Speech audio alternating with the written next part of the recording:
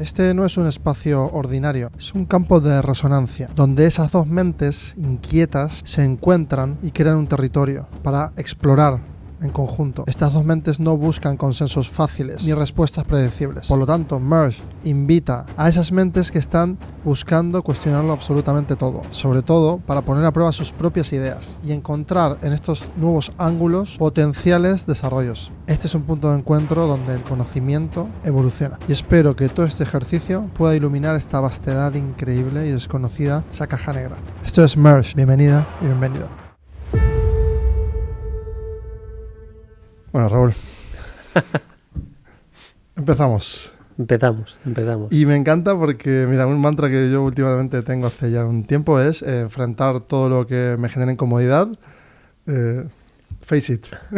Lo tengo impreso en todos lados y te agradezco estar aquí, primero. Face it. Pon la cara ahí, ¿o cómo es? Sí, o sea, pero para mí es porque me enfrento... Bueno, mira, enfréntalo. Sí, me enfrento a esa foto de miedo que tengo y en vez de rumiarla, pues la dibujo y la enfrento.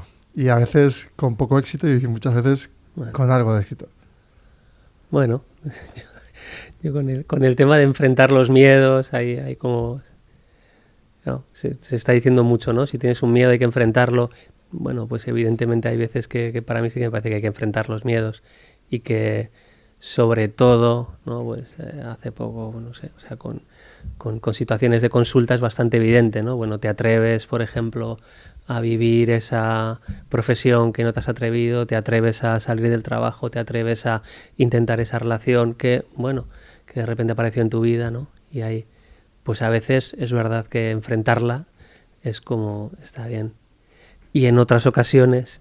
es todo lo contrario, ¿no? Exacto. Es como hay personas que están enfrentando todo el rato situaciones y es como que no dejan de tener situaciones que enfrentar, ¿no? Y a veces es como decir, bueno, ¿y esto para qué? Claro, ¿y cuándo para? Bueno, ¿para qué necesitas enfrentar todo esto, no? O sea, igual también como mirarlo con curiosidad. ¿Qué te pasa a ti para tener que enfrentar todo el rato cosas diferentes? Pues no sé, Total. ¿Con qué tiene que ver esto? No sé. Sí, y me lo pregunto muchísimas veces, ¿no? O sea, sí, yo que tengo que romper, o sea, ¿cuáles son los muros que tengo que romper hacia adentro de esa creencia que tengo, ¿no? De quizás de superar a mi padre o de superarme... O contra mi hermano, siempre como, ¿no? Esas preguntas aparecen, desaparecen, van, vuelven. Y es cierto que muchas veces termino muy agotado enfrentando a cosas, pero también me hace avanzar. Entonces busco el equilibrio a veces, cuando puedo. Para mí más como el discurso dominante es un discurso de enfrenta, o sea, y es un discurso de hacia adelante, es un discurso de positividad. O sea, Byung-Chul Han hablaba de, o sea, estamos en una época de positividad, todo tiene que ser, ¿no? Es como... Elon Musk tenía que salir, ¿no? Cuando Elon Musk es verdad que ha conseguido tener un cohete y lo ha traído a la Tierra, pero de repente un día saca un cohete, el cohete se le explota en el cielo y de repente dice, ha sido un absoluto éxito el llevar...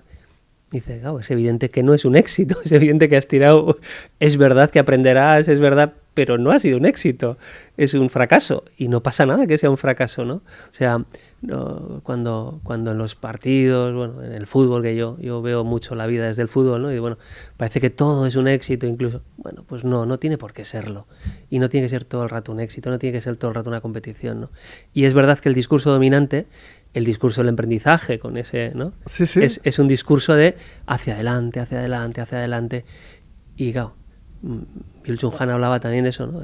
Estamos en una sociedad, la sociedad del cansancio, claro. Es una sociedad que tiene que tirar todo el rato y además desde muy temprano. Entonces, ese tema de enfrentar, pues hombre, a veces es importante enfrentar, es importante, ¿no? Esa cosa que dicen de salir de la zona de confort. Es verdad que a veces había un terapeuta mío que hablaba de la zona de sopor. Bueno, pues es verdad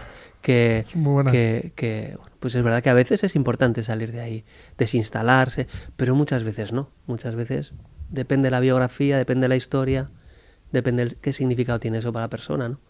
Wow, qué cantidad de cosas que me estás disparando súper interesantes desde tu punto de vista, porque sí, o sea, bueno, primero, sí, totalmente dominante el discurso y un poco lo que quería compartir contigo es este Merge en el que podamos justamente desentrañar eso y que yo mismo me estoy repitiendo mantras o estoy ayudando a otros, ¿no? Por ejemplo, a tener una visión más emprendedora. De construir, en realidad es crear, ¿no? O sea, ponerte a crear algo, lo que sea que motiva a las personas. Pero sí que es cierto que caemos en esos espacios comunes del sobreesfuerzo y también un poco el tener ese enfrentamiento contra lo que tú decías, ¿no? El cansancio, el agotamiento y el para qué, ¿no? O sea, o qué velocidad debe tener esto. ¿Por qué no puedo tomarme un año entero en vez de 6 meses para hacer? ¿Por qué el roadmap, o sea, el plan, la planificación tiene que ser 6 meses y no puede ser 5 años? Que esa aceleración también, ¿no? Para mí, incluso, o sea, ¿por qué ir tan para adelante todo el rato? O sea, para mí la pregunta es ¿para qué, no? O sea, Gabor Mate ponía un ejemplo que a mí me gustaba mucho, ¿no? Dice que los indígenas canadienses, bueno, vivían allí, y esto ponía varios ejemplos en varias culturas, y había una cosa que como que coincidían, ¿no? Dice que cuando llegaron los primeros jesuitas a Canadá y de repente vieron a los padres de los niños, de repente dijeron, ¿qué pasa? Los padres no les dicen a los hijos que lo están haciendo mal y que tienen que... no les corrigen. Los padres, o sea, ningún padre o ninguna madre grita a su hijo. Hablaba de, por ejemplo, una cultura que yo creo que era más en el sur de América, ¿no? Decían que de repente se encuentra un antropólogo con una tribu y de repente dice, claro, que un padre de repente grita a su hijo y el niño le mira absolutamente asustado, como diciendo, ¿qué ha pasado? Toda la tribu le mira y el padre está como absolutamente, ay, ¿qué he hecho, no? Y evidentemente nunca más lo hizo, ¿no?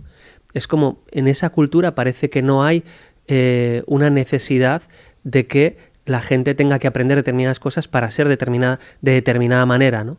Como si hubiera un pacto. Evidentemente no podemos volver a aquellas culturas porque eso ya es imposible, eso ya no se da. Pero sí que hay como una necesidad en esos jesuitas cuando llegan a Canadá, lo primero que dicen, lo primero que tenemos que conseguir es que los padres empiecen a decir a los hijos cómo tiene que ser la vida y que les tengan que combinar a que las cosas son así, que se vistan de determinada manera, que aprendan de determinada manera, que la cultura es esto, que la civilización es esto, que... Entonces, evidentemente que ha dado mucho resultado eso, ¿no? O sea, mi pareja es diabética y tiene, qué decir, tiene una medicina que antes se habría muerto, o sea, hay evidencia, ¿no? Pero también hay un input en el que, claro, es todo el rato aquel niño, bueno, el buen salvaje de Rousseau no será, pero de alguna manera aquella comunión determinada con cierta naturaleza, claro, se ha perdido por lo que tienes que ser es, lo que tienes que aprender, y eso, claro, se ha ido desarrollando en los últimos años ya a una velocidad absoluta, ¿no? A una velocidad, entonces, claro, la velocidad va girando y cada vez más claro, ahora mismo lo que tienes que ser, antes por lo menos te lo construía el patriarcado, claro, ahora ya lo construías tú, entonces, claro, ya es todavía, así se decía, ¿no? Decía, claro, al final estamos todos siendo emprendedores, hemos conseguido ser esclavos de nosotros mismos, entonces, claro, a eso estamos jugando, entonces, esa velocidad, para mí, ¿para qué? Y claro, vale, pues no lo hagas, y dice, claro, ¿y cómo se sale? Es complejo. Claro, pues los mecanismos que tú mismo autocreas, nos situamos en un ejemplo, ¿no? Tú tienes un proyecto y dices, venga, lo tengo que sacar adelante, empiezas a necesitar pues un dinero para las facturas, para sufragar gastos, pues lo que sea, ¿no? Entonces generas tu columna de gastos y de ingresos. Entonces, en la de ingresos, a veces, claro, tú tienes que forzar o sacrificar más tiempo para poder aumentar esos ingresos simplemente por cubrir por temporadas o lo que sea, ¿no? Tienes que ir como compensando fuerza. Y eso no es algo que podamos configurar desde...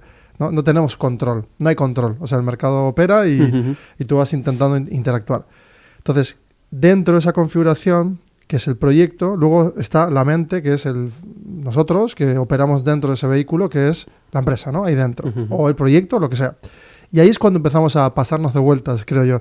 Que todo el rato nos autoexigimos de más o o sobreconfiguramos, en donde no tiene que igual haber 4 inputs, como decías tú, ¿no? Una configuración más simple, más, ¿no? A nivel operativo simple, y lo volvemos más complejo por ambición o por lo que sea. Pero fíjate lo que acabas de decir. O sea, realmente, claro, lo que dices es, hay un mercado que es un mercado como es el mercado, que es un mercado libre, que es un mercado cambiante, que es un mercado, ¿no?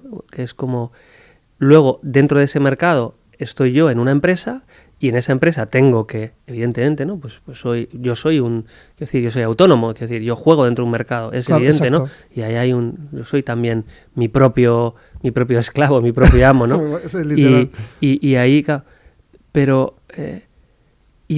claro, entonces yo soy una persona en esa empresa y entonces dentro de esa empresa yo tengo una mente que tiene que gestionar esto. Claro, digo, o sea, ¿realmente esa es la realidad? ¿Realmente la realidad es el mercado? O sea, ¿qué ha pasado aquí? Pero esto no era una sociedad donde estábamos las personas de una manera común y el mercado solamente era un lugar al que íbamos a comprar y vender. Ahora el mercado es ese sitio, ¿no? Ese destino que nos gobierna todo y yo tengo que gestionar, tengo que programar o trabajar mi mente para poder de alguna manera acomodarme a ese mercado. O sea, me parece que es una lectura que es vamos, eso es lo que me parece un poco duro, o sea, porque al final lo es. Y es verdad que hay muchas o sea, en todo el tema del emprendimiento, sé la mejor versión de ti mismo, gestiona el tiempo, es decir, hay infinitas herramientas desde la psicología y cada vez más que están en ese juego. Y tiene una lógica y tiene mucho sentido, evidentemente. ¿Por qué? Pues porque la gente tiene unos temas de ansiedad brutales. Porque la gente necesita optimizar más. Es decir, el millonario este que está, ¿no? Bezos. No sé quién de todos. Uno de estos que quiere alargar la vida. Sí. Que ha salido. Sí, John. El del documental de Netflix. Eso es. O sea, sí. Es decir, un tipo que... entonces Chris Johnson. Un montón de tips, un montón de herramientas al día, incluso psicológicas, para mejorar su rendimiento. O sea, claro, evidentemente que la psicología también está todo el tema del coaching deportivo. O sea, hay muchas herramientas que lo que te ayudan es a mejorar esa herramienta. Claro, o sea, yo la historia es como a la mayor y digo, ¿para qué? O sea, ¿para qué estar desde ese foco del gobierno del mercado? O sea, es verdad que yo de alguna manera tengo que lidiar con el mercado. Pero, hombre, que mi mirada sea cómo yo puedo optimizarme yo como herramienta para gestionar mejor ese acomodo en el mercado, a mí me parece que es una perversión básicamente de lo humano. Claro, o sea, tiende a destruir. Para mí la pregunta es cómo somos como humanos y cómo podemos vivirnos más humanamente. Punto. Y el mercado a veces nos ayuda. Pero la lógica de la psicología hecha como una herramienta para mejorarme o para optimizarme o para... Me parece que es una lógica perversa. Claro, porque tú hablas de la psicología más como un acompañamiento. Sí. Y ya. Sí. Para mí la psicología es, evidentemente, es un cuerpo de conocimiento con muchas muy diversas y muy confrontadas como corrientes. Es un cuerpo de conocimiento, pero para mí fundamentalmente la psicología surgió como un acompañamiento humano y como un acompañamiento de persona a persona, ¿no? Claro.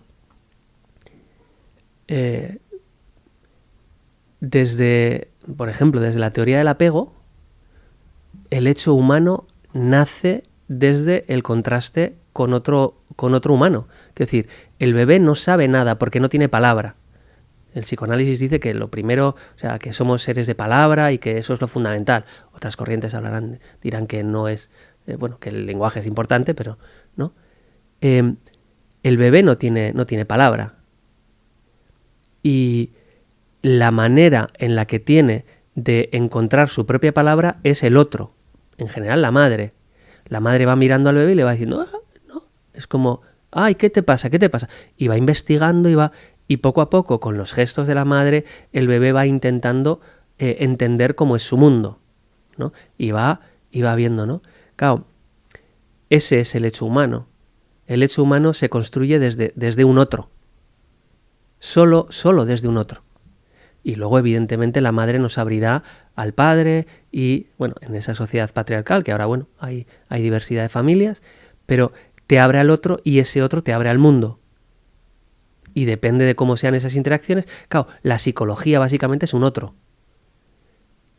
Bowen hablaba y decía, lo que se rompió en relación solo se puede curar en relación. Y lo que es la psicología es aquello que se rompió en relación con nuestros padres, en relación con, no sé, en el colegio, con el bullying, o sea, en relación con nuestros iguales, eso solo se puede curar en relación. Es verdad que uno puede trabajarse a sí mismo, pero bueno, yo desde mi atalaya, desde mi consulta, desde lo que yo aprendo y desde mis maestros y maestras, solo se cura en relación.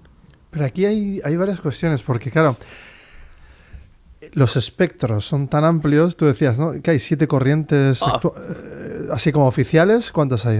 No te sabría decir, no sabría enumerarlas, pero bueno, como corrientes fundamentales está el conductismo, que tiene que ver con, claro, ahora con sus últimos desarrollos, la 4ª generación. La verdad es que no lo sigo mucho. Psicoanálisis y humanismo serían como las 3 corrientes fundamentales. Ese corpus que dices tú como core, ¿no? Sí. O sea, vale. Y luego, orbitando, hay muchos más. Claro, o sea, todo lo que tiene que ver, no sé, psicología transpersonal, psicología, bueno, la Gestalt como una parte del humanismo. Dentro de la Gestalt, 2 corrientes de Gestalt, luego, pues, la verdad es todo lo que tiene que ver con la psicología del trauma, todo lo que tiene que ver con la psicología sistémica, familiar, todo lo que tiene... O sea, hay infinitas ventanas y infinitas miradas. Claro, esas miradas, justo, o sea, en esos espectros, si vamos ahora a la parte más arquetípica, ¿no? De, por ejemplo, si tú dices Elon, ¿no?, que hablábamos de Elon, o sea, si no hay esa psicopatía, si no hay esa...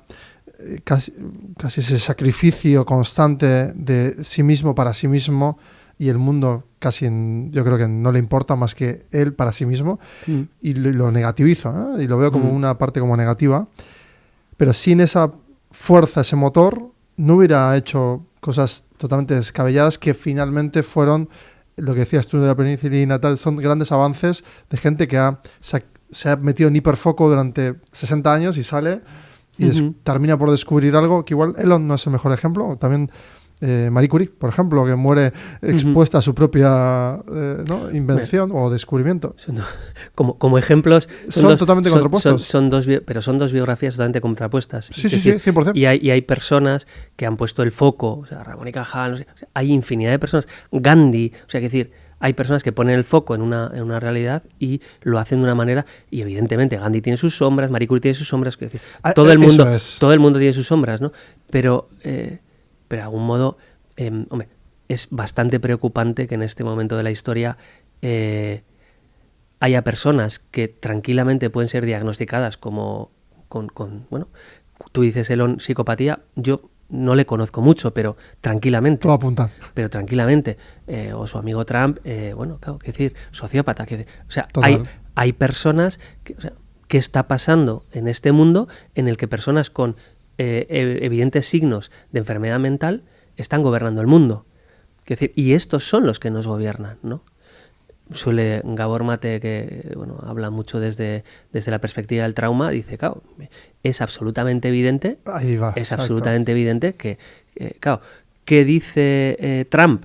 Trump lo que dice es, el mundo es un lugar donde solo hay gente que lo que quiere es quitarte lo que tú tienes. O sea, donde todos tus amigos lo que quieren es quitarte lo que tú tienes. Y todos quieren conseguir lo que tú tienes. Y cuando dice lo que tú tienes, evidentemente habla de su dinero, habla de su mujer, evidentemente. O sea, y si eso lo hacen tus amigos, ¿qué es lo que harán tus enemigos? Claro. Es decir, ¿y si el mundo es eso? Claro, y si este señor es el que nos gobierna, claro, pero totalmente de acuerdo con que sí, vamos a quizás quitar esa figura tan evidente ahora, actual y contextual, pero sin esas... O sea, si la humanidad la vemos de una perspectiva geológica, ¿no? Y vemos cómo destella, y destella en positivo y destella en negativo. Y bueno, hay momentos de mucha sangre históricamente, hay momentos de mucha iluminación. Pues un poco lo mismo, ¿no? Es decir, sin esos espectros que se salen de la media y empujan hacia un lugar o hacia otro, de alguna manera sí que están sirviendo al colectivo, incluso siendo contrarians de lo lógico, ¿no? De lo que tú dices, justamente. Incluso en la parte negativa, puede que nos lleve a un paso más allá. Imagínate que en un siglo ir a Marte nos salva la vida y hoy no, y no tiene ningún sentido. No por sacar debate de esto, simplemente necesito extraer si es necesaria esa figura.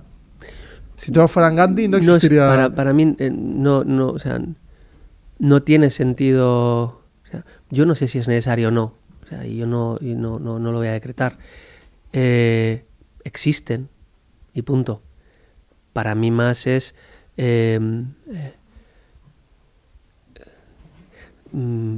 como Nise Oliveira. Hay una película que se llama El corazón de la locura. Era una mujer en Brasil que en esos tiempos de la lobotomía trabajaba en un psiquiátrico desde pues herramientas, bueno, de arte, desde herramientas, bueno, como de acompañamiento como más humanas, ¿no? Y un poco, claro, a ella le decían, esto no es científico, ¿no? Esto, ¿no? Lo científico aquí es si viene una persona con calambres o con con catatonia, ¿no? O con histeria en aquel entonces, ¿no? Pues lo que tenemos que hacer cuando es muy grave, claro, y la lobotomía es una brutalidad, ¿no? Con electroshock todavía se sigue utilizando y a veces, bueno, también es una técnica, ¿no? Pero claro, son invasiones corporales brutales, ¿no? Ya lo que decía es esto, ¿no? Ella hablaba, dice, bueno, hay 10.000 maneras de pertenecer a una época y de luchar por algo más humano, ¿no? Y bueno, para mí yo no creo en esas maneras.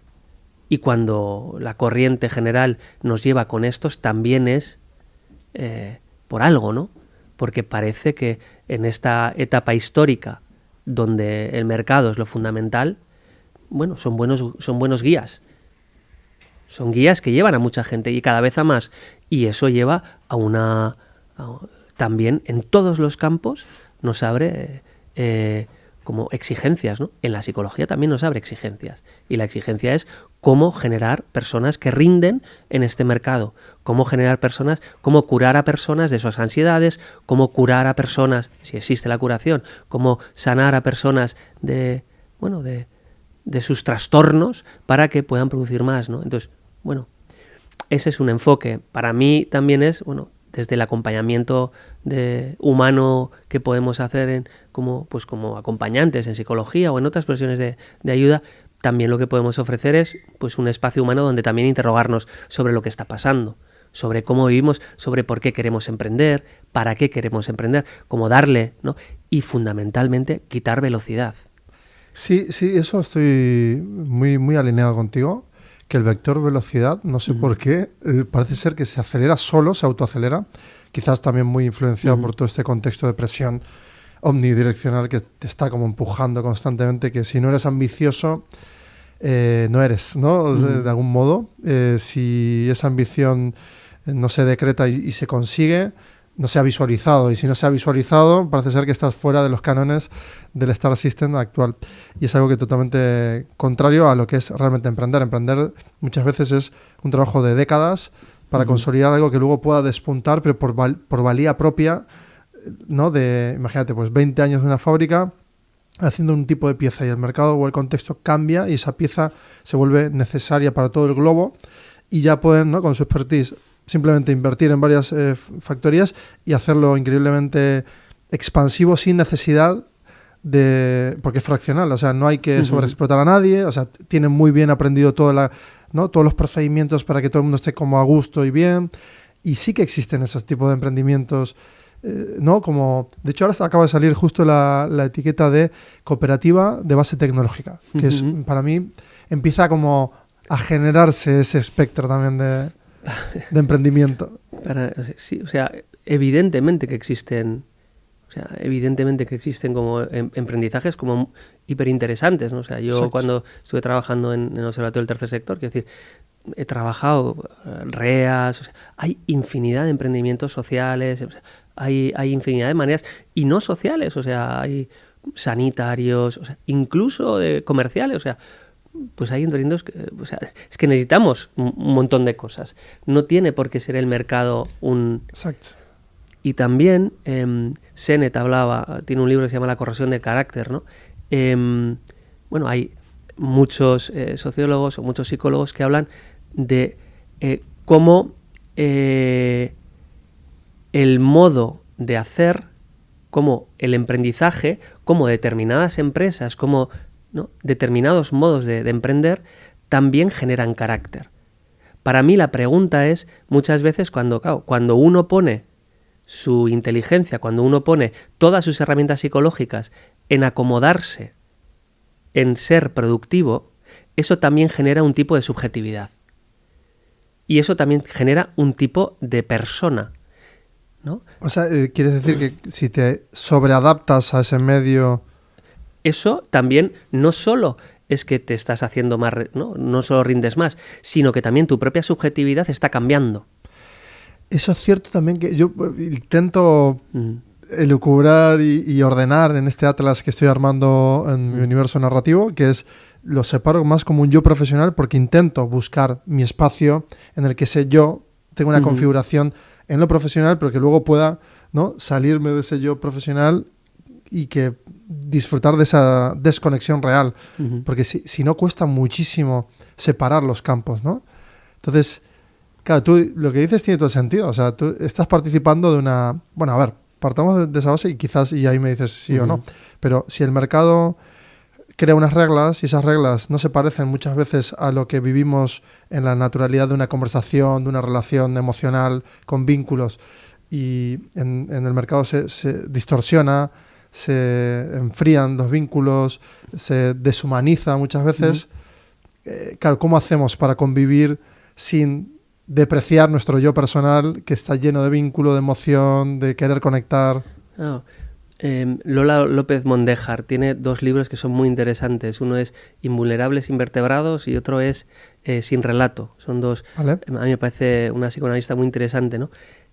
Claro, ¿cómo hacemos esto? Disociándonos tranquilamente, ¿no? Ya, pero yo me disocio y luego sufro. Evidentemente, claro. Lo que pasa con la disociación es un mecanismo, toda la teoría polivagal nos habla de que hay una parte que cuando uno entra en vagal dorsal, que bueno, es una... Ahí adelante, tú lo que quieras. Es decir, cuando uno entra en un determinado estado autónomo de tu sistema nervioso, te disocias. Esto es lo que nos pasa cuando de repente tú estás en un coche y tienes un accidente. Pues de repente, claro, cuando a ti te preguntan qué ha pasado, no lo sabes. ¿Por qué? Tú te has disociado, pues como una oveja cuando le va a comer un león, ¿no? De repente pierde la noción. Evidentemente hay maneras de disociación muy traumáticas y luego hay otras que son muy habituales, ¿no? Cuando yo de repente estoy con unos amigos con los que, pues la verdad es que estoy a disgusto, me tengo que tomar esas cervezas y me las tomo, pero luego me dices, ¿dónde has estado? No tengo ni idea. Yo estaba, pues no sé, pensando, ¿no? Hay modos de disociación cuando yo tengo que estar sonriendo todo el rato en la cámara. Hay espacio de disociación. Claro, ¿qué pasa? Que eso, evidentemente, no es a coste cero. Sacrificas siempre. Evidente, porque de alguna manera, claro, ¿cómo le vas a decir? Tú puedes hablar, claro, la teoría de los 3 cerebros, es decir, tenemos tres cerebros, un cerebro reptiliano, un cerebro límbico y un cerebro cortical. Es decir, nosotros nos hemos pensado de que únicamente existe el cerebro cortical, únicamente lo que hay es lo que yo me puedo contar a mí mismo. Evidentemente, es decir, hay una parte animal instintiva en todos nosotros. Entonces, ¿cómo dialogas con tu parte disociada? Claro, ¿cómo dialogas con ese niño asustado que tiene 5 años y que de repente ha tenido un coche que casi le atropella? Claro, ¿cómo dialogas con ese niño? Estate tranquilo. Te va a escuchar.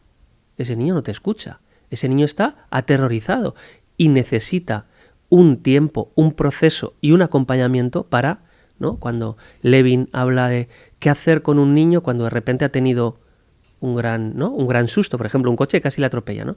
¿Qué le pasa a ese niño? ¿Qué tiene que hacer un padre o una madre? ¿No? Él luego contará en una historia qué pasó cuando él tuvo un accidente. ¿Qué tiene que hacer esa madre?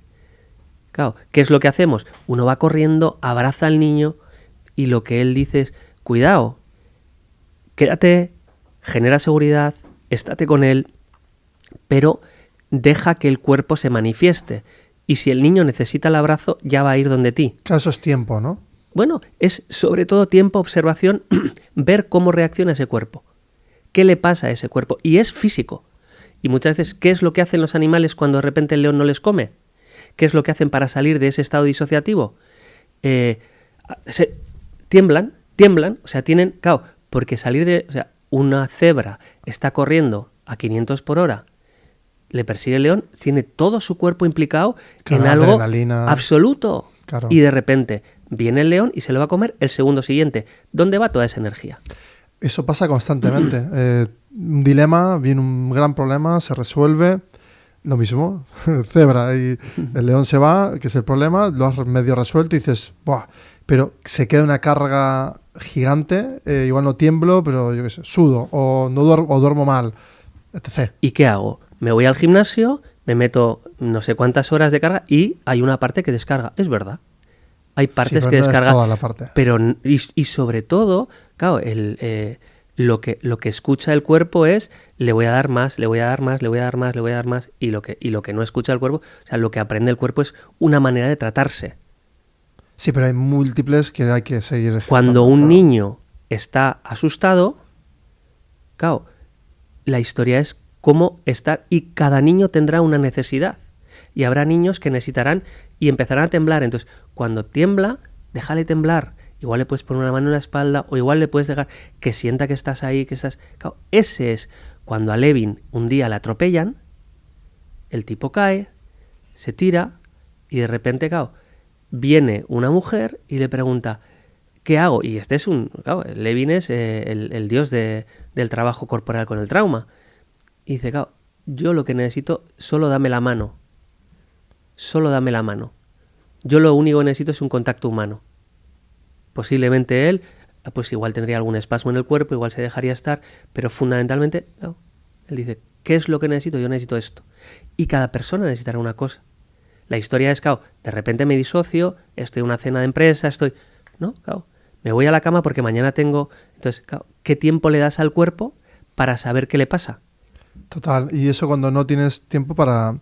Claro, porque igual cuando tú eres tu propio jefe y eres esclavo de ti mismo porque eres el peor jefe para ti mismo, que es lo que decías antes, ni siquiera das tiempo a eso. Claro, y una de las pugnas sería, ¿no?, pues tener esas decisiones conscientes de levantarte otro día y saber que si te has sobreesforzado, pues intentar diagramar para que al día siguiente no tengas carga, puedas dormir tranquilo con libertad y levantarte a las 11 de la mañana y luego ya empezar el día. Es decir, como intentar jugar con esos contrapesos si te vas conociendo poco a poco.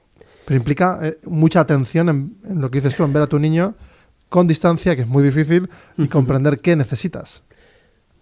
Claro, de nuevo, podrían... O sea, claro, la psicología es tan... bueno, tiene tantas respuestas, evidentemente le faltan infinitas respuestas, ¿no?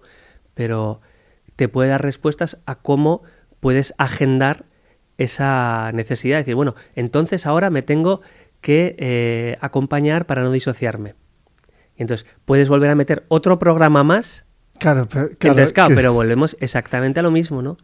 La primera historia para mí es, yo en consulta, una de las cosas que digo es, ¿qué te recomiendo? Que no hagas absolutamente nada, que no cambies.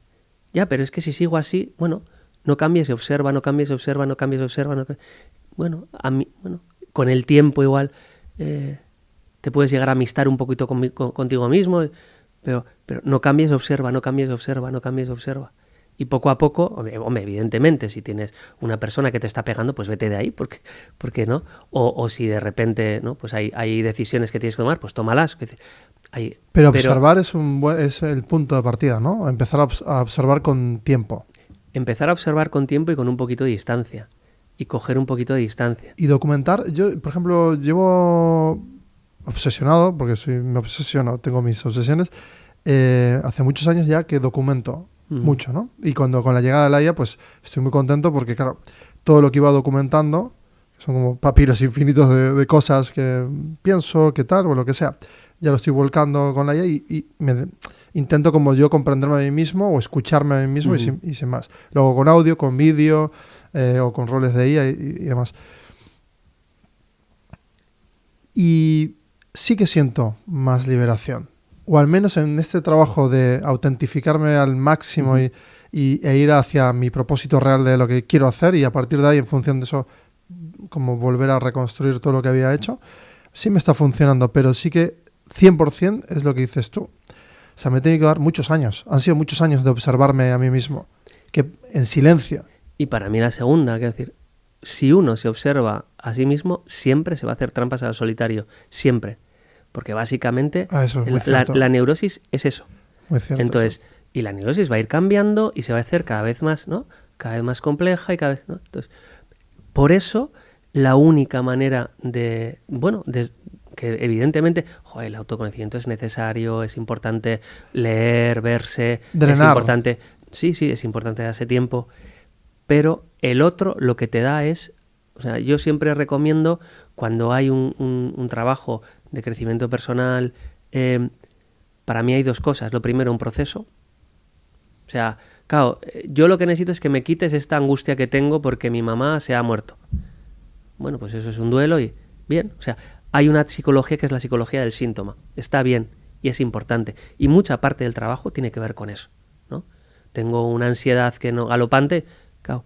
Y luego hay una psicología que tiene que ver con el carácter, con el trabajo del carácter, ¿no? Y eso es otra cosa. Y el trabajo del carácter lo que necesita es un proceso y lo que necesita es un otro. Que en este caso es el terapeuta, la terapeuta. Y para mí también es cómo eso lo podemos acompañar muchas veces con espacios grupales. Porque con un terapeuta está bien. A veces un grupo no te va a mentir. Eso te iba a decir que yo, mira, según hablas, yo me sentiría mucho más cómodo en grupo. Porque o sea, de tú a tú no sé por qué, es una cuestión ya mía de que no me gusta esa observación unidireccional, como que pongan el foco en mí y es algo que me persigue de siempre. Ajá, ¿y esto, ¿con qué tiene que ver? Pues, y bueno, pues tendrá que ver con... Tiene explicación. Ya, hasta ahí. Pero claro, pero voy a enfrentar eso. Pero sobre todo en la parte de grupo... Claro, nunca he encontrado como esos espacios donde se genere fantaseo. Hace años fantaseo en participar en eso que haces tú de irte un fin de y hacer retiros y tal, pero luego tengo ese prejuicio de decir, los retiros son como muy dogmáticos. Los veo y los analizo y digo, pero el tipo de personas como o sea, como que siento que voy a disolverme en una dinámica. Sí. Es claro, así. es eso. O sea, Levin, los primeros grupos cuando Levin empieza a estudiar la dinámica grupal, lo primero que hace son los grupos T. ¿Qué es un grupo T? Una de mis primeras experiencias grupales fue esa y era brutal. Era brutal porque era un grupo en el que el grupo T es no hay tema. Yo me acuerdo, nos juntamos en el Escorial, éramos 60 personas. Entonces, divididos en 3 grupos de 20. Mucho, 20. 5 días. Y durante esos 5 días tenías una sesión de 1 hora y media de grupo, descanso, sesión de una hora y media, luego grupo de 60 personas haciendo no sé qué, sesión de otra vez de grupo de 20, yo creo que eran como 3, 4 al día de 20 y 2 de 60, wow. Con dinámicas. El de 60 hacías dinámicas, el de 20 no había nada. O sea, no había nadie que coordine absolutamente nada. Había 2 terapeutas o 3 terapeutas, pero no decían nada. Claro. Entonces, ¿qué pasa? Pues que la dinámica se genera.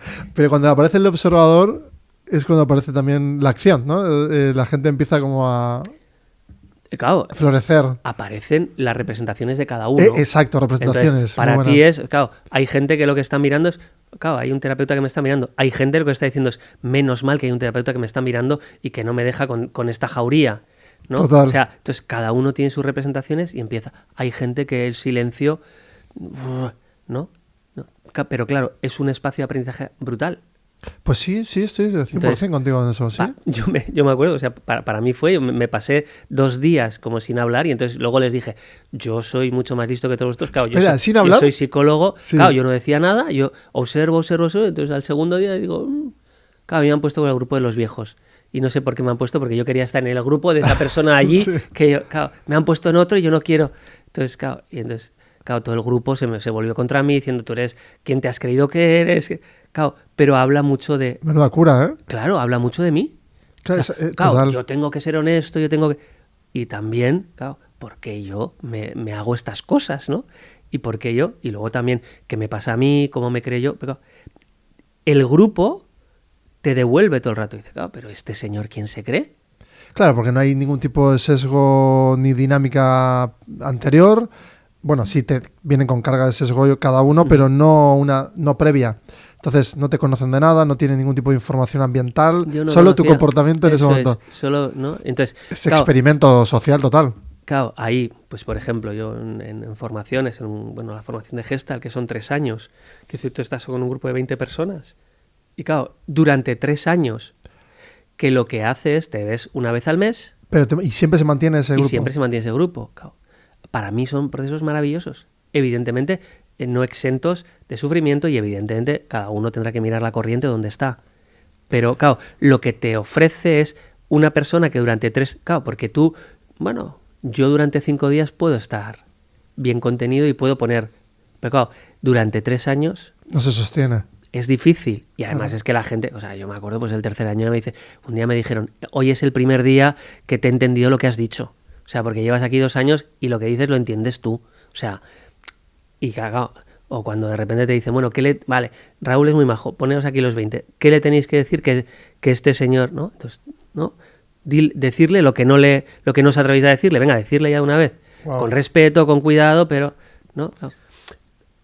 Esos procesos, claro, el tú lo que hace es como darte mucho reflejo, evidentemente, en un marco de seguridad, en un marco de respeto, en un marco en el que alguien sostenga el marco. Pero entonces el círculo de contención se tiene que cumplir siempre para estar, ¿no?, como protegido por esas, Que haya un marco. claro, esas perspectivas, ¿no?, que te estén girando todo el rato alrededor. Y es verdad que a veces los marcos, hombre, pues sí que hay, bueno, hay situaciones que los marcos no se han puesto bien, o sea, hay situaciones, pero en general yo la experiencia que tengo es que son marcos cuidadosos, donde, claro, o sea, decirle a Raúl lo que le tenéis que decir, hombre, No, de repente en que base, venga alguien y que me claro. diga, tú eres un gilipollas, no, pues entonces Claro, eso claro. no tiene sentido, o que vaya a herir, ¿no? Pues ahí también alguien tiene que proteger, porque, claro, lo primero tiene que haber un otro. Y en esto, toda la teoría del trauma, toda la psicología del apego, de lo que habla es, claro, para que se genere un buen vínculo, lo que tiene que haber es seguridad. Tiene que haber un marco seguro, donde esté seguro. ¿Y qué tiene que estar seguro? El sistema nervioso, que es lo que dicen también toda la teoría polivagal, lo que dices, claro, ese reptiliano tiene que estar en calma. Claro, pues si no, va a tender a huir, si siente miedo. Exacto. Claro, como es para ti, cuando tú... Claro, ¿cómo es para ti estar con un otro, con un terapeuta o con una terapeuta? Pero entonces tenemos, perdón, pero entonces tenemos palancas mucho más primitivas de lo que creemos. Evidente. ¿Y por qué no las ponemos delante de forma más clara? Claro, porque todo lo que te estoy escuchando, totalmente representado, es que nos vamos forzando en generar capas y capas y capas, muy poliédrico, ¿no? Y que se va como ordenando según el espacio, el ambiente, se va como adaptando, esa forma poliédrica, en el que pues estás en un espacio y te reconocen, estás en otro, te reconocen. Obviamente tú buscas ser reconocido o tener una dimensión en donde eres reconocido en cada espacio. Pero luego, claro, ahí dentro, ¿qué está sucediendo con todo esto? Porque al final nos pasamos la vida como queriendo encajar en el otro. Y tú dices que en realidad va de dejar que te observe el otro y escuchar. No proyectar, sino que venga la información como input, no como proyección. Esto me he perdido un poco. O sea, para mí es, claro, cada vez más, de nuevo, los 3 cerebros, nos pensamos que lo que pensamos es lo que es. La proyección, por ejemplo, claro, ese rol, claro, ese tono que utilizo. El otro día leía a una terapias contextuales, dice, claro, eso del inconsciente no existe. El día que me demuestren que existe el inconsciente es como el día que me demuestren que existe Dios. Bueno, yo no soy psicoanalista, pero evidentemente que existe. Quiero decir, existe el inconsciente en el sentido en el que hay muchas cosas que hacemos. Es decir, me acuerdo mucho Recalcati, y esto tiene mucho que ver también con el aprendizaje, ¿no? Tiene un libro que se llama el síndrome de Telémaco, creo que es. Es una historia, es muy bonito porque habla un poco de qué está pasando qué ha pasado con la pérdida del patriarcado, con la pérdida del lugar del padre, ¿no? Como del padre simbólico, ¿no? Sí, sí. Y esa deriva masculina que estamos teniendo y que, bueno, que tiene, evidentemente muchos aspectos necesarios y muchos aspectos. Hablaba un poco de la herencia. Y él decía, ¿por qué yo soy psicoanalista? ¿Y por qué yo soy un hombre que hace... Él dice, yo soy especialista en el diagnóstico, en psicoanálisis, ¿no? Y dando vueltas, un poco hablaba de, claro, para mí, yo recuerdo mucho a mi padre no sé en qué trabajaba, creo que tenía un trabajo manual, no sé si era carpintero, pero todas las tardes llegaba a casa y tenía un montón de plantas, ¿no? Y él era absolutamente especialista en ir mirando a cada planta qué era lo que le pasaba para poder ir curando a cada planta, ¿no? Él lo que dice es, claro, la herencia, que luego también habla en Las manos de la madre, cómo es la herencia materna, ¿no? La herencia lo que tiene que ver con cómo pasarle... el psicoanálisis habla de que el deseo, Lacan, el deseo es el deseo del otro. Es decir, el deseo que tengo yo no es mi propio deseo, sino que está generado porque es lo que ha deseado el otro. El deseo es que el otro me desee, papá o mamá me deseen. Deseen que, ¿no?, que me den su atención, me vean, ¿no? Y ese es el apego se basa absolutamente en eso, ¿no? Entonces, sí, de alguna manera, claro, ¿cómo sería entender el emprendimiento como aquello que yo he heredado, ¿no? Él dice, claro, yo soy esto porque de alguna manera yo cuando le veía a mi papá, claro, yo no soy como mi papá, no hago lo mismo que mi papá, pero fíjate qué curioso que estoy haciendo algo parecido a lo que hacía mi papá, ¿no? ¿Cómo era para mí, ¿no? O cómo es para mí jugar al fútbol, ¿no? Cómo es para mí cuando juego al fútbol, mi papá viene a verme. Entonces digo, claro, evidentemente a mí el fútbol me encanta. Y para mí es un deseo que claro que es mío, diga lo que diga el psicoanálisis. O sea, a mí me gusta el fútbol. Y también, evidentemente, tiene una traza biográfica. Tiene una traza que en mi historia, otra cosa es cómo nos leemos eso. Y cómo leemos, bueno, y evidentemente es nuestra interpretación, subjetiva, claro. Pero también tiene sentido, ¿no? Desde ahí. Claro, ¿cómo es pensarnos solamente desde lo que concretamente pensamos? Cuando hay mucho que es que no tenemos ni idea. Cuando tú me dices, a mí me cuesta estar delante de un otro, ¿por qué? ¿No? Yo lo que veo es tu mirada de desconfianza. Uy, sí. Este tipo, ¿qué me va a sacar? ¿No? Bueno, ¿de qué habla eso? ¿No? Y evidentemente eso son capas y capas. Naranjo decía, ¿no? O sea, que era una pregunta, dice, claro, al final todo tiene que ver con las capas de cebolla, ¿no? Y claro, dice, claro, entonces una terapia es irse quitando capas, ¿no? Había Yalón el otro día hablando de un duelo de una mujer. Dice, claro, una mujer que de repente se queda viuda y dice, claro, yo lo que quiero es volver a encontrar a una pareja con la que estar porque se muere joven. Y claro, todas las capas que ha ido quitando ese duelo hasta llegar a, bueno, tengo deseo por otro. Claro, no es que, claro, es que yo voy por la calle y no veo a nadie, porque todos estos, claro, y un día que me miré viendo a un hombre guapo, claro, me estuve castigando toda la noche como diciendo, pero tú, ¿quién eres? O sea, has olvidado el amor de tu vida, has olvidado... Me miro con enfado, claro. Capas y capas y capas, pues bueno, un proceso de, pues a veces años para poder llegar a eso, ¿no? Claro, y eso es un proceso que se va haciendo también como con otro, y eso no se puede hacer rápido.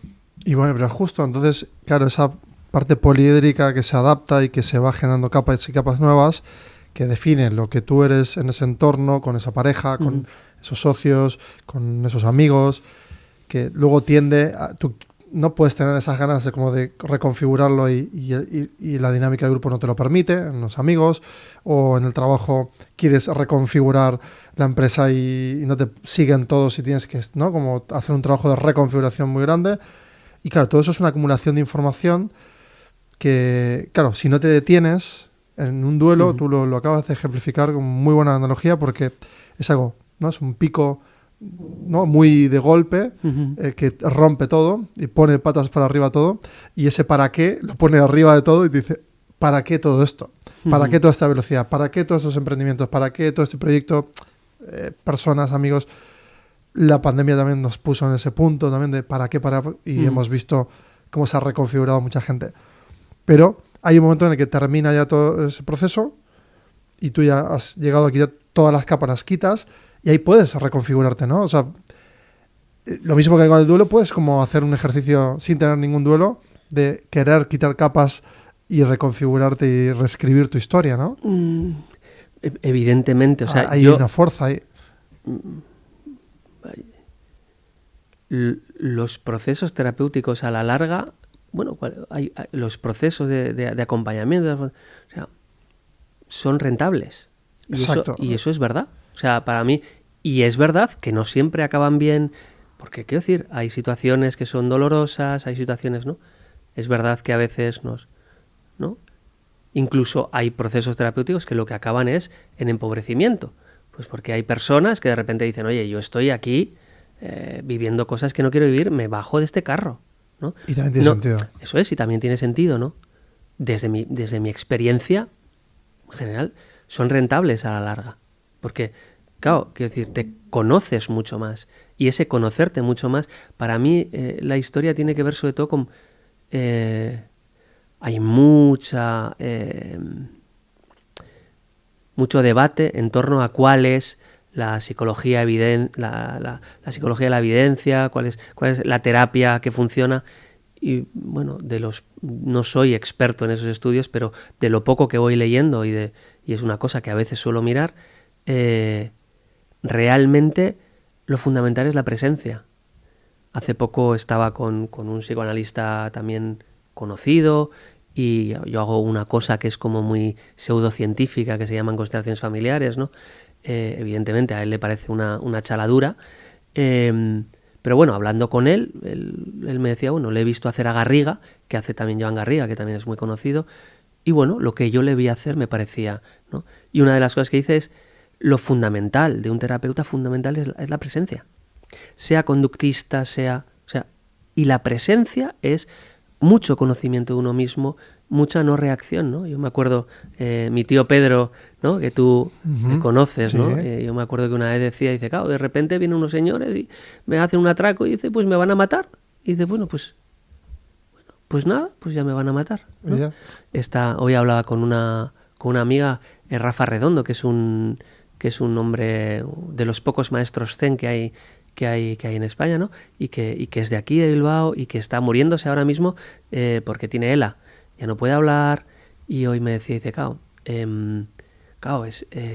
una maravilla. O sea, la historia no es la enfermedad vamos a enfermar todos. La historia es, como este hombre, yo le he estado leyendo en todos sus escritos, cómo va escuchando la muerte. Eso es una presencia, y eso es un trabajo de conciencia de uno mismo, y eso se consigue, evidentemente. La terapia es una de las herramientas. Yo esto le recuerdo al tío Pedro, ¿no? O sea, hablar de sus grupos de acompañamiento en barrios, ¿no? De lectura de Biblia, bueno, otras maneras de acompañar. La terapia es una, pero son ejercicios de conciencia con un otro, ¿no? Y desde ahí... Nosotros, por ejemplo, cuando... yo que acompaño justamente a los founders constantemente en el día a día, por ejemplo, quitamos un espacio físico que quizás está como contaminado de mucha información, nos salimos a dar un paseo, el paseo intentamos ¿no? replicarlo a veces varias veces, ¿no? O a veces es aleatorio. Y lo que siempre veo es que al no mirarnos frontalmente y vamos como proyectando hacia adelante, caminando, muy peripatético, ¿no? Esto de ir dialogando y demás, pues como que se quitan ciertas inputs, ¿no? Muy, muy corporales, muy quizás hasta, o al menos eso me pasa a mí, y se hablan de cosas como muy profundas que terminan por destrabar pequeñas preocupaciones, rumiaciones y tal. Pero claro, eso es como una de otras 20 cosas que todos vamos haciendo, ¿no? O una llamada, o un mensaje, un audio en un momento porque sabemos que ha pasado. Es decir, la cantidad de veces que el acompañamiento se traduce, tú lo hablamos, ¿no? Desde la terapia es uno, pero luego también está en cada uno de nosotros incorporarlo y asumirlo como propio y compartirlo también, ¿no? Esta parte de observar y no juzgar, de acompañar y reflexionar en conjunto. Para mí, cuidado con las herramientas. Para mí, cuidado con las herramientas. Se tiende mucho a buscar fórmulas, ¿no? Todo cuidado rato. Con las herramientas. O sea, una de las cosas que decía Naranjo me gustaba mucho, decía, claro, el concepto de autoestima está muy bien, pero a mí se me hace muy pequeño. Porque el concepto de autoestima es como muy mental, ¿no? Dice, claro, él habla, bueno, desde la psicología del eneagrama, bueno, que hay mucha crítica sobre esto, ¿no? Pero también desde la psicología del carácter psicoanalítico, ¿no? Dice, claro, el carácter es otra cosa. El carácter es cómo yo me hago enemigo de mí mismo. Bueno. Cómo todo yo estoy en contra de mí mismo. Para mí, uno de los grandes éxitos de mi proceso terapéutico es que de repente a veces me trato un poco bien. Muy bueno. Que de repente a veces... Pero claro, después de mucho... Para mí, uno de mis grandes éxitos de mi proceso terapéutico es ser capaz de llorar, ¿no? Hace poco, ¿no? Que nos hemos visto, ¿no? Claro, tiene que ver con eso. Y eso se destrama como de alguna manera, ¿no? Claro, la historia no tiene que ver con tips. Evidentemente los tips te ayudan y bueno, pues pueden ser, bueno, pues si tienes ansiedad, pues hombre, es verdad, pues respira con una pajita o no, o sea, hay cosas que sí que te pueden ayudar, sí, seguro, y que son importantes. Y las herramientas, pues no sé, listado de pros y contras, hay un montón de herramientas que te pueden ayudar. Para mí, desde una psicología más del carácter, claro, se queda corto en el sentido en el que, bueno, desde eso que llamamos neurosis, claro, se va transformando una y otra vez. Me acuerdo una de las cosas que decía Rafa Redondo en un curso que bueno, yo lo poco que le conocí, ¿no? Que le conozco, ¿no? Decía, pues yo tenía 60 y tantos años, estaba empezando un poco con la enfermedad y de repente dice que un día se le cayó una moneda. El profesor de la Universidad de Deusto, meditador, maestro zen, haya sido pelotari, es decir, un tío, ¿no? Y de repente, claro, su cuerpo no puede, y de repente una señora de 90 años coge, baja y le coge el euro y se lo da. Y entonces, claro, él dice, me cago en la leche. Claro, él por dentro tiene, bueno, muchas gracias.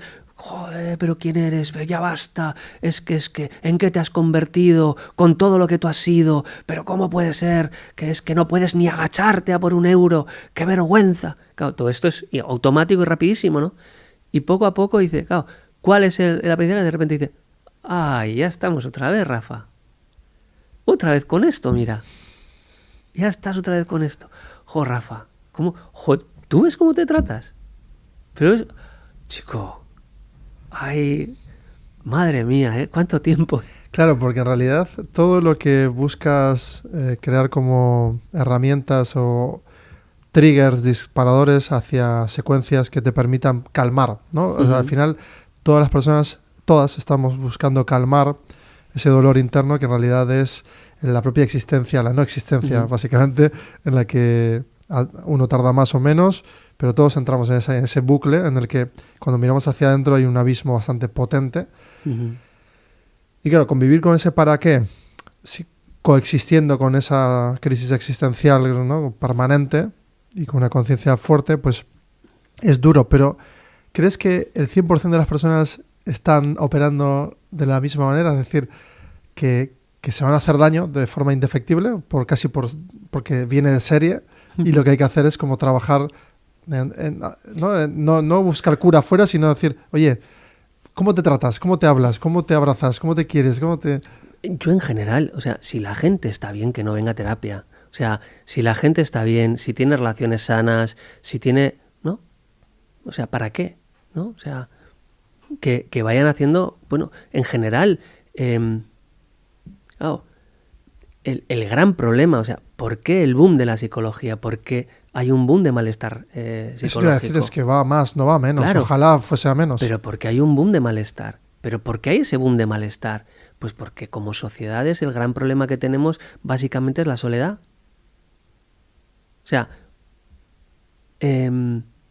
claro, psicología del trauma, otra vez Gabor, dice, claro, lo fundamental es entre 0 y 3 años. Esa etapa es fundamental en los bebés. En las culturas originarias, si eso existe, ¿no? Claro, decían, los niños no tocan el suelo desde los 0 a los 2 años. Tú cuando ves a una mujer africana, tiene el niño en la espalda. Claro, en las culturas, ¿no? En amazónicas, claro, no tocan el suelo. ¿Por qué? Pues porque lo lleva la mamá. No, porque lo lleva la mamá, la hermana, la tía, porque hay una tribu que está todo el rato pendiente de ese niño. Cuando tú ves elefantes en la selva, cuando va una manada, los bebés van dentro de la manada. Y toda la manada mira eso. Claro, ¿qué pasa ahora cuando yo tengo las semanas que tengo de baja y luego tengo que incorporarme un 100% porque no me llega? Entonces, claro, ¿cómo es esa crianza? Y además son crianzas cada vez más aisladas, donde yo ya he perdido contacto porque vivo en otra ciudad, porque tengo que trabajar tantas horas, porque luego el descanso que tengo lo meto en Netflix, porque eso me desconecta todavía más. Entonces, claro, ¿qué pasa con esta sociedad que hay? Como que nos estamos perdiendo, ¿no? Entonces, claro, ¿qué es lo que hay que curar? Fundamentalmente los vínculos sociales. Ojalá que la gente no tenga que venir a terapia porque tiene ciertas amistades con las que puede hablar determinadas cosas. Con las que puede hablar de una manera un poquito más profunda. Con la que puede... Cada vez que hago este ejercicio ahora contigo, que estoy súper contento de hacerlo, con otras personas también. Cada vez que yo tengo como un dolor, igual no soy capaz, ¿no?, de ponerle ese enunciado y exponerlo, pero sí que es cierto que cuando ya estoy con el otro y me nace contarlo, porque ¿no? mi función ahora es abrirlo, solo por mí, para tratarme mejor a mí mismo, literal, para hablarme mejor a mí mismo cuando me documento y me hablo a mí mismo, que voy poco a poco mejorando. Y eso que dices tú es tal cual. Tengo una sensación como que, pero es curioso, pero porque las palabras no pesan, pero pesan. O sea, cuando tú sueltas ese enunciado, esa rumiación que vienes de 2 días, de 3 días, de minutos, ese miedo que se te mete en el cuerpo, empiezas a compartirlo con el otro, se va drenando y nace con una especie de calor muy curioso, que no sé cómo definirlo, que se mete en el cuerpo y es como un calor, es como energía, se traduce en energía, y me inspiro y luego ya dopamina, rampa para arriba. Entiendo que ahí hay que tener cuidado también, ¿no?, de no pasarnos, ¿no? Porque luego viene la caída, que también suele venir. Bueno, o sea, lo primero que dijeron del psicoanálisis es que era la cura por la palabra. Y era en un tiempo de lobotomías, ¿no? También un poco lo que decíamos antes, ¿no? Claro, ese contexto. Y de repente el psicoanálisis lo que hizo, con todos sus defectos, que tiene muchos, lo que hizo fue, claro, de repente con Charcot, ¿no? Con el inicio, que todavía no era psicoanálisis, evidentemente, pero empiezan a decir, oye, cuidado, que hay personas que están catatónicas, que de repente empiezan a contar lo que les ha pasado y que, ¿no?, eso de repente cura, ¿no? Evidentemente la palabra cura. Es verdad que por mucho que uno cuente una cosa, claro, para eso también estamos los que trabajamos un poco de esto, ¿no? Para saber que la historia no es solo contar. Por mucho que tú cuentes que has sufrido un abuso 20 veces y que lo relates, eso muchas veces, ¿no? Hay, ¿no? Cuando en Alcohólicos Anónimos tú vuelves a contar las cosas que te han pasado, pues llega un momento en el que uno se hace impermeable, ¿no? Claro. Entonces, bueno, Alcohólicos Anónimos funciona muy bien, ¿por qué? Pues porque tiene un espacio comunitario en el que hay un sostén comunitario, ¿no? Claro, la historia no solamente es contar en determinados, sobre todo en eventos más traumáticos, la historia es cómo lo contamos, en qué marco de seguridad, y a veces, bueno, pues igual habrá que ir al cuerpo, habrá que ir, ¿no? O tú mismo acompañar a otro. Porque ahí cuando te involucras en el proceso de también acompañar a otras personas... Complejo. Sí, pero ahí también como que se genera ese vínculo que hace que cuando subes y puedes explicar sueltas, pero también cuando bajas, pues escuchar y acompañas. Claro. No, eso es lo fundamental y eso es una de las cosas que yo creo que estamos perdiendo, ¿no? A mí me sorprende encontrar en terapia cada vez más personas con pocos vínculos significativos.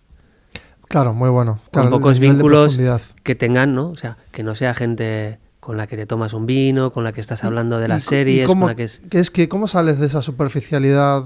Y, o sea, ¿cómo propones una relación en la que la profundidad es la base, ¿no? Es decir, oye, yo soy tu lugar de seguridad, aquí lo inconfesable lo podemos confesar, aquí estoy, ¿no? Y... Pues hay unos reels ahora que es, ¿no? esa cosa que dicen, no me acuerdo cómo hacen los jóvenes, pero es como... no se puede juzgar, ¿no? ¿Cómo es? Ah, sí, que lo hacen los dos a la vez. Sí. Bueno, pues así no. Es como, no. Bueno. Claro, ¿cómo se hace eso? Pues es difícil. O sea, claro, yo lo he ido encontrando, o sea, en espacios seguros, que claro, para mí... Pero tienes que crear primero el espacio seguro también. O ir a espacios seguros que ya están creados. No sé, en la liga de la leche, cuando tienes maternidades, por ejemplo. Ah, claro. En espacios de... Claro, en todos los espacios terapéuticos con temas de adicciones, ahí hay espacios seguros, en espacios de, pues no sé, trabajo corporal, en espacios evidentemente terapéuticos, también en espacios de emprendizaje, donde, claro, lo que pasa es que ahí mi experiencia es que, claro, cómo mezclar lo personal con lo profesional, ¿no? No sé, claro. Tiene una cierta perversión, porque Exacto. Es como, bueno, ahora cuéntame cómo estás. Dice, claro, te lo estoy contando, pero es que eres mi jefe. Sí, y entonces, luego vas a tener en cuenta todo el rato esto. Claro, entonces, eso es...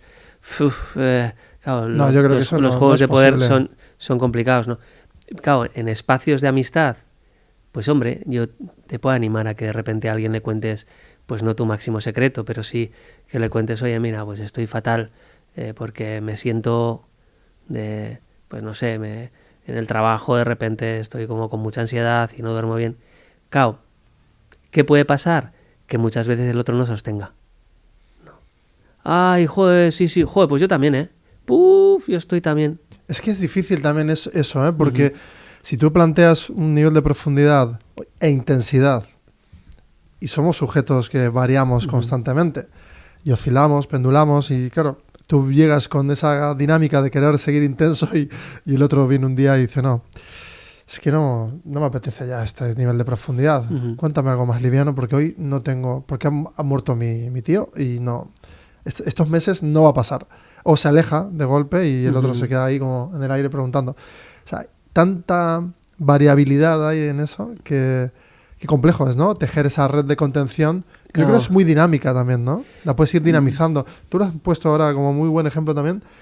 Aquello que contextualmente necesitas... Hay un espacio seguro por ahí, ¿no? Si tú tienes que maternar y estás con la lactancia es tu reto actual, pues búscate. Claro, es fácil decirlo, pero lo mismo que los tips.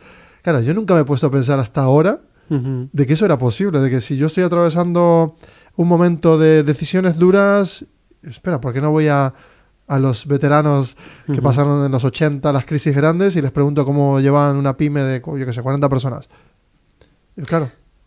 O sea, es lógico. Es complejo y evidentemente los espacios seguros no quiere decir yo de mi formación de Gestalt, pues de 20 personas ahora podré ver a 5 o 6 personas. Y hay mucha gente que no veo y gente que posiblemente dentro de unos años no veré. De mi formación, pues no sé, del SAT, de repente se han quedado 2 personas, ¿no? Una persona a la que veo, ¿no? Bueno, para mí, mi aprendizaje durante la vida es, claro, yo he preferido ir encontrando algunas personas concretas con las que yo puedo tener cierto nivel de profundidad. Entonces, claro, pero ese es mi aprendizaje. Hay otras personas que lo que necesitan es un grupo más cotidiano donde puedan tener una vida igual más superficial, pero bueno, que les da... Pero hay apego ahí, ¿no? Sí, que les da cierto sostén. Bueno, cada uno tendrá que encontrar, claro, cómo lidia con ese acceso a la socialidad. Y para cada uno habrá respuestas diferentes, ¿no? Pero bueno, para mí es, claro, somos seres sociales y eso es importante. El otro día Lola López Mondéjar vino aquí y hablaba de una cosa que se llama el concepto de fricción. Dice, claro, el problema que estamos teniendo es que cada vez todo es más fácil. Una de las cosas que nos ofrecen las pantallas es que nos dan todo lo que nosotros queremos. Yo creo que Lacan hablaba del reflejo escópico, que sería algo así como, creo que se dice así también, a veces soy un poco atrevido, ¿no? Es como la pantalla me da, el reflejo escópico habla de ese reflejo del espejo. El bebé, cuando se mira en el espejo, de repente se empieza a reconocer, ¿no? Entonces, claro, la pantalla lo que nos da es todo lo que nosotros deseamos. Entonces es muy fácil, porque lo apagamos y lo encendemos cuando queramos. Y aparte se configura constantemente para satisfacer toda tu necesidad. Y cada vez ese ejercicio es más dinámico y más... ¿no? La pantalla, la inteligencia está hecha para ir aprendiendo. Pero lo que hay ahí no es más que yo mismo, no hay más. No hay un otro. No hay un otro. Entonces, ¿qué nos pasa cuando salgo de la pantalla y voy donde un otro? Que es difícil. O sea, a nivel sexual, por ejemplo, estamos hablando de que cada vez hay menos relaciones sexuales. Sí, más líos, sí. Hicieron un estudio, yo creo que hace unos años en Japón, y decían que el 40% de los jóvenes de 25 años no habían tenido nunca una relación sexual. Claro, ¿qué pasa? La pornografía es absolutamente más fácil.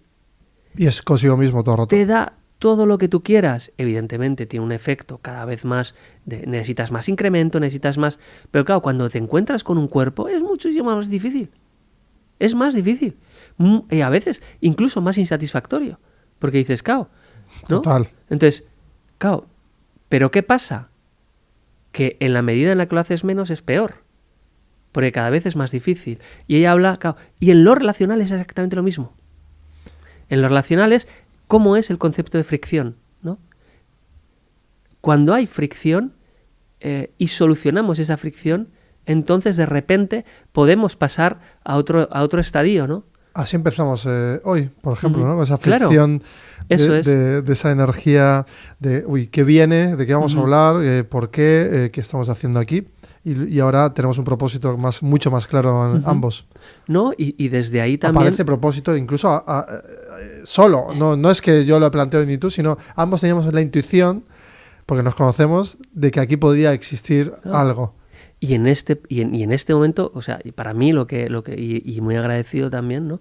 Para mí lo que ha habido es un encuentro. Pero el concepto de fricción lo que dice es que a veces no. A veces hay desencuentro, a veces hay incluso conflicto, a veces hay, ¿no? Claro, porque fuerzas, ¿no? Bueno, porque la relación, por lo que dices tú, yo vengo con unos deseos de intensidad. Yo me acuerdo una vez que me fui a casa con un amigo, claro, era igual de intenso que yo, y entonces, claro, de repente a mí me empezó a doler mogollón en la cabeza, y era un tío, claro, y cuando llegó a casa se puso a tocar la batería. Y yo era como... Claro, estaba en su casa. ¿Qué haces? Sí. O sea, claro, pero que estoy en su casa. Pero, claro, y sé que pero me quería enseñar una canción. Claro, ¿qué hace? Que me duele la cabeza. Entonces, claro, y estoy en su casa. Le agradezco. Entonces, eso es una fricción. Total. Claro, qué buen ejemplo. ¿Cómo resolvemos eso? ¿Cómo resolvemos? Con comunicación. Bueno. Delimitando. ¿No? Enfrentando. O lo contrario, me voy y yo aquí no aparezco nunca más, ¿no? ¿Pero por qué? Pero sería injusto para tu amigo, porque tu amigo no tendría que saber que te marchas, porque él no ha tenido esa consideración. Evidente. Él no tiene por qué saber qué me pasa a mí. Exacto, pero comunícalo. Eso es. ¿Cómo es comunicarlo? ¿Cómo lo recibe el otro? Claro, todos los procesos interactivos claro. Que son complejos, ¿no? Exacto. La fricción acaba de muchas maneras, ¿no? Pero es importante estar expuestos a esa fricción, porque si no lo social se pierde. Claro, eso es. Siempre va a haber un principio de fricción, pero que luego se irá, ¿no?, diluyendo, y ahí hay que estar atentos, ¿no? Ahí tiene que haber un criterio en donde aquello que fluye, pues mantenerlo, y aquello que no fluye, pues cortarlo. Porque tiende a pasar también de que tú sientes la fricción, pero de otro lado siempre todo fluye. Todo el mundo dice, ay, pero si me caes... O sea, como que tú le puedes encajar a todo el mundo, pero igual tú no encajas con todo el mundo. Es un problema también. Claro, de disonancia, ¿no? Lo que tú dices es que a todo el mundo le encaja. Claro, yo lo que conozco es las vidas de las personas. O sea, claro, cuando uno viene a consulta dice, joder, es que todo el mundo, claro, todos parecen tan felices. Y digo, Qué claro, es bueno. que están todos, y dice, claro, y yo justo conozco a varias personas de ese grupo y dices, hombre, pues no te voy a contar, pero claro, lo que tú estás contando de esa persona que es tan feliz, hombre, pues Pues no, las está pasando putas. claro. Pero claro, lo que pasa es que tiene una neurosis de sonrisa. Entonces es como, o tiene La una cual- neurosis, como la mía. o tiene una neurosis de que trabaja mucho, o tiene una neurosis de enfadado. O sea, no, pues, bueno. Pero oye, pero hay que decirlo también, o sea, yo de niño siempre sonrío todo el rato. Ahora no sé si es de neurosis o de lo que sea, pero qué bonito poder hablarlo sin sentir que nos herimos, ¿no? Al exponerlo. O sea, yo hace años no quería hablar absolutamente nada de mi intimidad, de cero, con nadie. Era como una cuestión funcional, o sea, era una función. Parece ser que eso es parte de mi personalidad, ¿no? Cuando determino algo lo tengo que cumplir como una promesa, pues o la cumplo, ¿no? Bueno, son cosas mías. Sin embargo, cuando di la vuelta a esto, por obligación, obviamente, para salir del cuadrante de sufrir, que sigo sufriendo y seguiré, digo, wow, qué cantidad de cosas me estaba perdiendo también por mantener ese rictus, ¿no? Como de yo puedo, lo que decías tú, ¿no? Como esa deconstrucción ya contextual, que por suerte es generacional también, en el que no tenemos que cargar nadie con todo, aunque yo tengo ese síndrome también del Salvador todo el rato, pero bueno, ahí voy aprendiendo. Pero qué bonito que se pueda hablar sin sentir que hablar de ello sea como algo a juzgar, ¿no? Porque ya mucha más gente ha dado el paso. Va más a terapia, mucho más que antes. Bueno, para mí es cómo podemos generar humanamente de una manera, bueno, más o menos natural, espacios donde poder contarnos cómo estamos, ¿no?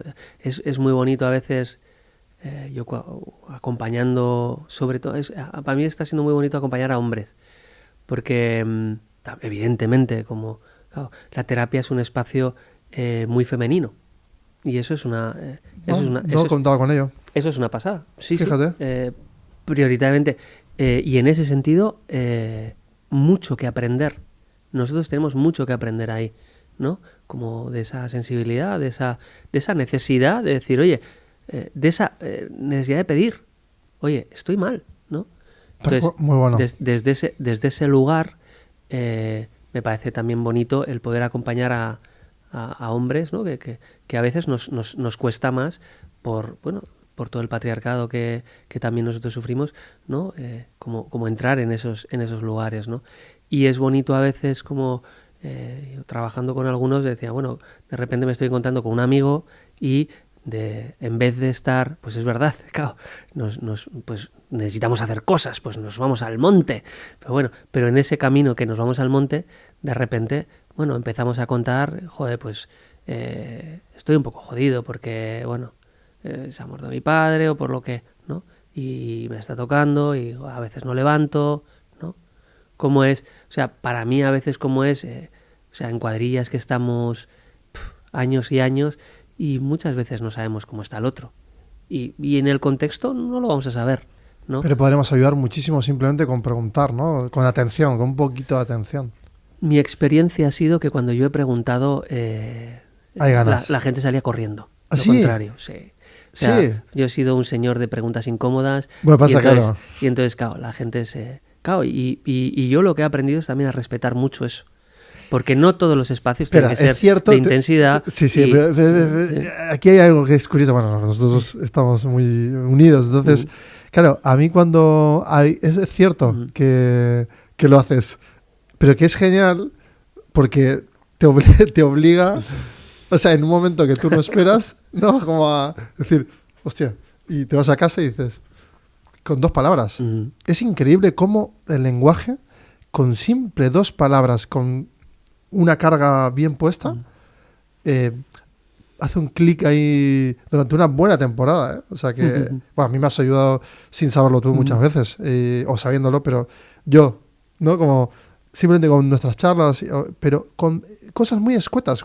Curiosamente, en mí funcionan 2 palabras y ¡pum! Y me abre un mundo.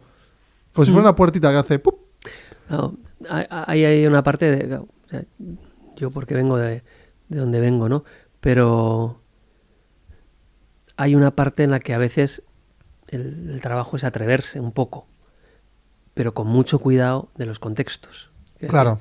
Cuando tú tienes una depresión, pues hombre, pues a ver con quién lo hablas. O cuando tú Claro. de repente tienes una situación de abuso que, pues a ver con quién lo Sí, hablas, es muy ¿no? complejo, sí. O sea, y hay situaciones que son, ¿no? O cuando de repente quieres empezar a abrirte, es verdad que a veces hay un acto de poder exponerse que a veces es una donación también al grupo. Oye, hoy os quiero hablar de esto, ¿no? Y eso a veces genera dinámicas. Y también, bueno, Eso es cierto. cuidado con los contextos, ¿no? Porque por un lado, que decir, yo, claro que me puedo poner, o sea, yo he hecho muchas, yo he metido muchas veces la pata con esto, ¿no?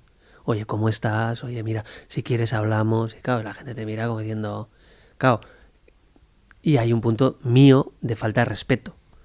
Como de decir, Bueno, pero rompe está andando también. bueno, Es lo- pero también de decir, claro, de colocarme por encima, de decir, oye, yo te puedo ayudar. Bueno, ¿quién te crees tú, Raúl, que eres?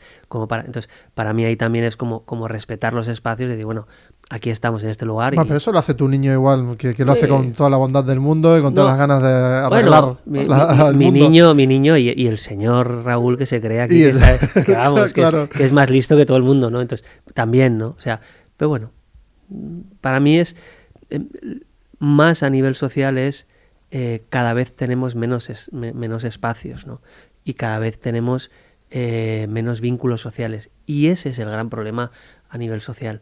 Porque toda la deriva lo que nos dice es tienes que rendir y Bauman, ¿no? O sea, ahora mismo los vínculos son un problema. Cuantos más vínculos tengas, menos vas a poder producir y menos Sí, vas a poder rendir. va a la contra, claro. Eso es, o sea, no, yo no sé los hijos que tiene Elon Musk, pero no creo que tenga... 12 o 13, una cosa así. Eso es, y cuántas parejas, y cómo se lleva Como con 4, sus parejas, sí, sí, sí. quiero decir, cómo son esos vínculos, ¿no? Sí, ves ese tipo ya de gente Sí. que se ha pasado de vueltas, como Ujú. que no, parece ser como que todo es utilidad, ¿no? Todo el rato, y está al servicio de sí mismo, Eso es. se ¿no? pasan de vueltas. Ujú. Algo que a mí me ayudó muchísimo, vamos terminando, pero Ujú. si quería no Ujú. irme de hoy con esta Ujú. sesión que estamos haciendo genial, que espero que te Ujú. ayude. Ujú. Cuando hicimos, que no sé, fue una constelación lo que hicimos en Mediatak Ah, hace años, sí. pero fue una constelación literal. Sí, era... Vale. Sí. Bueno, te cuento desde mi perspectiva lo que me Ujú. ayudó. A mí me da igual lo que digan, lo de ciencia, no ciencia, o Ujú. sea, todo está por descubrirse, por lo tanto, Ujú. me parece muy valiente e interesante lo que haces tú de explorar con diferentes metodologías, Ujú. ¿no? Acompañar o generar en ese caso una constelación. Yo recuerdo, pero siempre lo recuerdo de hecho, Ujú. todo el trayecto de sentarme en la silla mirando a la ventana y que yo Ujú. estaba todo el rato pensando en el futuro, no sé qué, eso a mí me hizo aterrizar. A partir de Ujú. esa sesión, yo pude trabajar en traer mi yo del futuro, no al presente, pero casi. Y eso me ayudó mucho a poder, justo lo que dices tú, ¿no? A verme a mí mismo en el presente. Y hay que hacerlo, porque es muy curioso, porque es una narrativa, tú te la visualizas y el espacio parece que activa cosas, ¿no? Que el cerebro como que responde y se sumerge en la narrativa. Y muchas veces pensaba, digo, "Buah, imagínate esto en un entorno inmersivo ya en el que tú lo... Bueno, claro, ahí ya que mi cabeza se dispara. Sí. Pero súper útil, ¿eh? Muy, o sea, útil en el mejor de los sentidos porque es algo que se dispara durante tiempo. Bueno, para mí cada vez más en las constelaciones o todo el trabajo sistémico, para mí cada vez más todo el trabajo que tiene que ver con el cuerpo y con el espacio, con situar, es decir, al final lo que hace una constelación es situar algo que nos está pasando en el espacio, ¿no? Pues coloco aquí a mi padre, coloco aquí a mi madre, ¿dónde estoy yo? ¿No? Y hay una cosa que es muy sencilla, ¿no? ¿Cómo es tu pareja? ¿No? Pues, ¿cómo colocas tu pareja? Pues aquí está mi pareja y yo estoy... Claro, ¿dónde estás? Claro, Es que es genial. ¿Estás tal cual. aquí Sí, o, sí. o no? Sí, sí. ¿O cómo es, no? Sí, te No, mira a espaldas, realmente estáis no, enfrentados. estamos así. Claro. ¿no? Bueno, y eso es uno de los múltiples formatos que hay de constelaciones, ¿no? Que es un formato como mucho más entendible, mucho más fácil, ¿no? Claro, cuando quitas la palabra y trabajas, por ejemplo, una decisión, ¿no? Bueno, pues cómo es decidir, pues me voy a este trabajo, me voy a este otro trabajo, ¿no? Bueno, pues Bueno, pues imagínate que estás ahí, de repente te levantas en ese trabajo, me entra como aquí, ¿no? Cómo es vivenciar, ¿no? O cómo trabajar, claro, todo el modelo de trauma en el que yo ahora me estoy formando con Gabor, ¿no? Como trabajar a través del cuerpo, claro, él habla de trauma, pero cuando habla de trauma, habla, yo creo que de lo mismo que habla a veces el psicoanálisis de neurosis, ¿no? Que son situaciones, también habla de trauma con T grande, ¿no? Que puede ser situaciones, pues eso, de violencia, de cómo es trabajarlas desde el cuerpo, cómo es trabajar eso más allá de contarlo, cómo es, ¿no? Cuando tú dices, tengo esta sensación. Total. Bueno, sí. Vamos a esa sensación en el cuerpo. Dale espacio a esa sensación. Muchas veces lo que pasa es cuando, claro, pero ¿cómo le voy a dar espacio a esta angustia que tengo? Evidentemente, siempre un espacio seguro, siempre con acompañamiento, hasta donde tú quieras, pero dale espacio a esta ansiedad que tienes. ¿Dónde la tienes? Pues la tengo aquí. Y es como una presión que, déjala estar. ¿Qué pasa cuando, no sé si, aparece, se calma un poco, o sea, y cómo es ir haciendo el recorrido, porque claro, cuando vas al cuerpo no sabes a dónde vas. Lo mismo cuando abres una constelación no sabes a dónde va, porque pasan cosas, ¿no? Pues ¿cómo estoy? Pues estoy con mi pareja. Pues ¿cómo debe estar? Pues yo voy a estar mejor aquí. Siéntate ahí. Mucha necesidad. ¿No? O como, ¿no? Bueno, pero que es muy visual también. Y se recuerda de forma, claro, pero total, porque claro, como te sumerges... Son anclas que te quedan, sí. Pero absolutas, y experienciales. O sea, como... Sí. No te digo el olor, pero casi. Faltaría el olor como componente ya definitorio del ambiente, pero es muy, muy curioso.